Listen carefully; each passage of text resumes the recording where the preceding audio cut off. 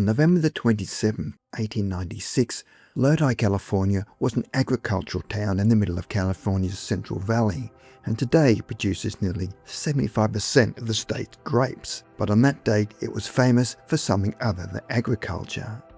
The story of the Lodi encounter gives an early description of extraterrestrials and close encounters of the third and fourth kinds with a possible attempted alien abduction. The following event comes from a newspaper called the Evening Mail of Stockton, California, with the sensational headline, "3 Strange Visitors Who Possibly Came from the Planet Mars." The story relates to Colonel Henry Glenville Shaw, 53, who was a Civil War veteran who served with Company D of the 84th Ohio Infantry. At the time of the incident, he'd been a news correspondent with the Evening Mail's editorial staff.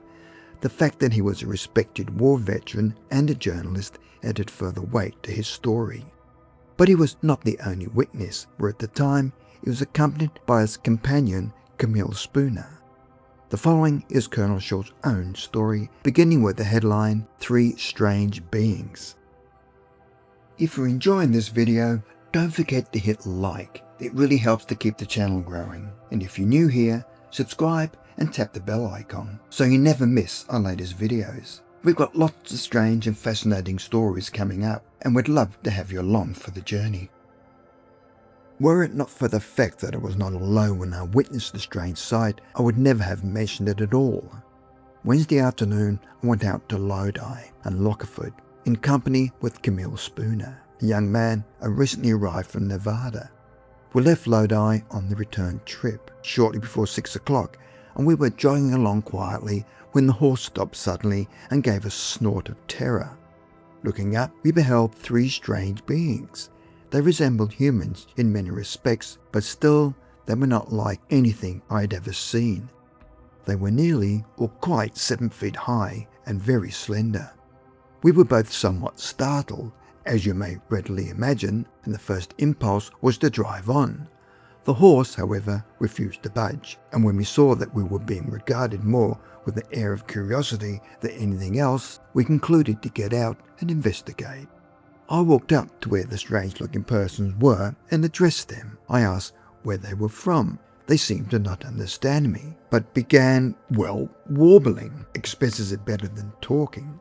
The remarks, if such you would call them, were addressed to each other and sounded like a monotonous chant, inclined to be guttural.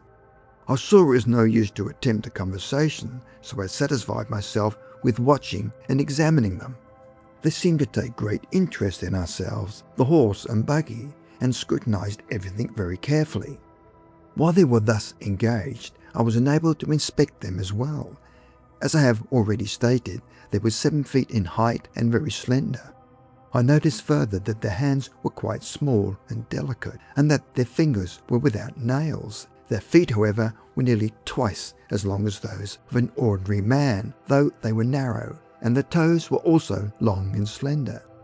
I noticed too that they were able to use their feet and toes much the same as a monkey. In fact, they appeared to have much better use of their feet than their hands. I presently discovered that this was probably a provision of nature. As one of them came close to me, I reached out to touch him, and, placing my hand under his elbow, pressed gently upwards, and lo and behold, I lifted him from the ground with scarcely an effort. I should judge that the specific gravity of the creature was less than an ounce. It was then that I observed him try to grasp the earth with his toes to prevent my lifting him. You can readily understand that their slight weight made such provision necessary, or they might be blown away. They were without any sort of clothing, but were covered with natural growth, hard to describe. It was not hair, neither was it like feathers, but it was as soft as silk to the touch, and their skin was like velvet. Their faces and heads were without hair. The ears were very small, and the nose had the appearance of polished ivory, while the eyes were large and lustrous. The mouth, however, was small, and it seemed to me that they were without teeth. That and other things led me to believe that they neither ate nor drank, and that life was sustained by some sort of gas. Each of them had swung under the left arm a bag to which was attached a nozzle, and every little while one or the other would place the nozzle in his mouth, at which time I heard a sound of escaping gas.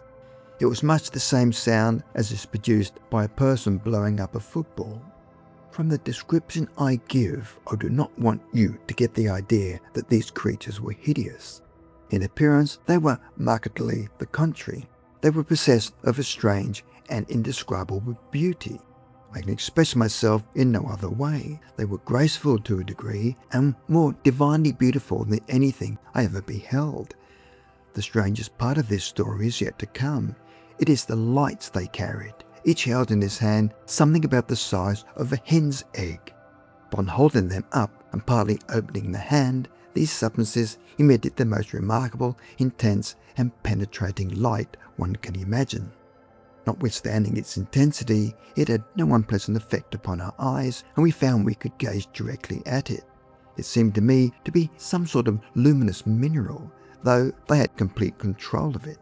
Finally, they became tired of examining us and our horse and buggy, and then one of them, at a signal from one who appeared to be the leader, attempted to lift me, probably with the intention of carrying me away. Although I made not the slightest resistance, he could not move me. And finally, the three of them tried it without the slightest success. They appeared to have no muscular power outside of being able to move their own limbs. Well, after trying in vain to move either of us, they turned in the direction of the Woodbridge Canal, near which we were, and as they flashed their lights towards the bridge, we beheld a startling sight. There, resting in the air about 20 feet above the water, was an immense airship. It was 150 feet in length at least, though probably not over 20 feet in diameter at the widest part. It was pointed at both ends, and outside of it a large rudder. There was no visible machinery. The three walked rapidly towards the ship, not as you or I walk, but with a swaying motion, their feet only touching the ground at intervals of about 15 feet. We followed them as rapidly as possible and reached the bridge as we were about to embark. With a little spring, they rose to the machine, opened a door in the side, and disappeared within. I do not know what the affair was built, but just before it started, I struck it with a rock and it gave no sound. It went through the air very rapidly and expanded and contracted with a muscular motion and was soon out of sight. I have a theory, which, of course, is only a theory, that those we beheld were inhabitants of Mars, who have been sent to the Earth for the purpose of securing one of its inhabitants.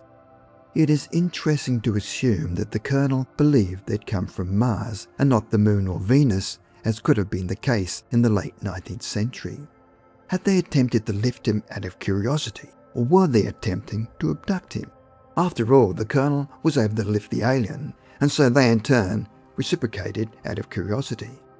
It is interesting to note that his description of this spacecraft bears a striking resemblance to the cigar-shaped crafts that many people have described throughout the world.